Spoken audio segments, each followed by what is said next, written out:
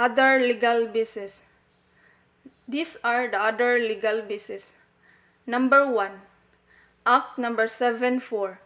This law was enacted on January 21, 1901 by the Philippine Commission and provided establishment of the Department of Public Instruction headed by the General Superintendent. The archipelago was divided into school divisions and districts for effective management of the school system. English was made as medium of instruction in all levels of schooling. Optional religious instructions in all schools. Section 16. Establishment of a trade school in Manila, Philippine College of Arts and Trade, or PCAT, now known as Technological University of the Philippines. A School of Agriculture in Negros, a normal school in Manila, Philippine Normal School, Section 18. Number 2. Act Number 2706. This was known as the Private School Law, enacted on March 10, 1917 by the Philippine Legislature, which made obligatory the recognition and inspection of private schools and colleges by the Secretary of Public Instruction so as to maintain a standard of efficiency in all private schools and colleges in the country. This law was amended by Commonwealth Act No. 180, passed on November 13, 1936, which provided that the Secretary of Public Instruction was vested with power to supervise, inspect, and regulate said schools and colleges in order to determine the efficiency of instruction given in the same. And all private schools come under the supervision and regulation of the Secretary of DPI, thus eliminating diploma mills and substandard schools. Number 3. Commonwealth Act No. 1, amended by RE 9163, known as the National Defense Act, passed by the Philippine Assembly on December 21, 1935, which provided in Section 8.1 that preparatory military training shall be given with the youth in the elementary grade school at the age of 10 years and shall extended through the remainder of his schooling into college or post-secondary education.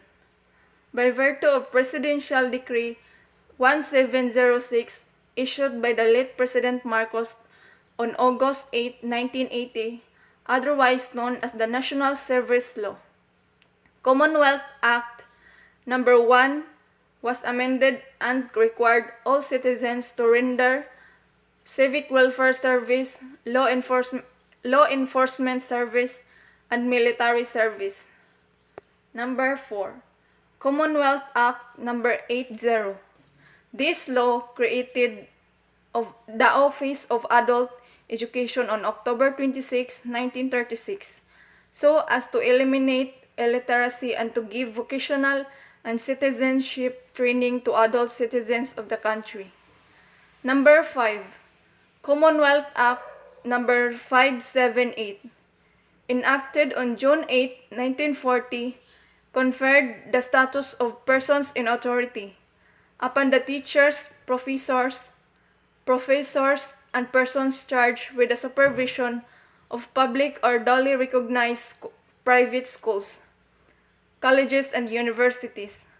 The Act also provided a penalty of imprisonment ranging from 6 months and 1 day to 6 years and fine ranging from 500 to 1,000 pesos upon any person found guilty of assault upon those teaching personnel. Number 6. Commonwealth Act No. 586, repealed by RE 896. This is known as Education Act of 1940. It was approved on August 7, 1940 by the Philippine Assembly. The law provided for the following: reduction of 7-year elementary course to 6-year elementary course, fixing the school entrance age to 7, national support of elementary education, compulsory attendance in the primary grades for all children who enroll in grade 1, introduction of double single session, one class in the morning and another in the afternoon under one teacher to accommodate more children. Number 7. Commonwealth Act Number 589. This law, approved on August 19, 1940, established a school ritual in all public and private elementary and secondary schools in the Philippines. The ritual consists of solemn and patriotic ceremonies that include the singing of the national anthem and patriotic pledges. Number 8. Republic Act Number 139, repealed by RA 8047. Enacted on June 14, 1947, and the Board of Textbooks.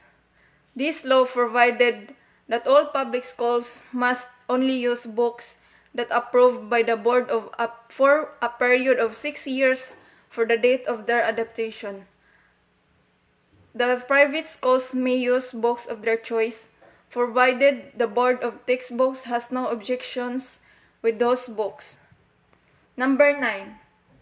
Republic Act Number 896, enacted on June 20, 1954, and known as the Elementary Education Act of 1953, it repealed Commonwealth Act 586 and provided for the following: restoration of grade 7 but never implemented due to lack of funds, abolition of the double single session and return to the former practice of only one class under one teacher in the primary, and three teachers to 2 classes, or 5 teachers to 3 classes in the intermediate level.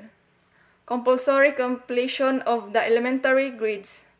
Compulsory enrollment of children in the public schools upon attaining 7 years of age. Number 10. Republic Act Number 1124, repealed by RE 7722. Approved on June 16, 1954, this law created the Board of National Education charged with the duty of formulating general educational policies and directing the educational interests of the nation. However, this board, which was later renamed National Board of Education, PD number 1, was abolished by virtue of the creation of the Board of Higher Education as stipulated in Batas Pambansa Bilang 232. The board's function is now assumed by the Commission on Higher Education, or CHED, by virtue of Republic Act Number 7722.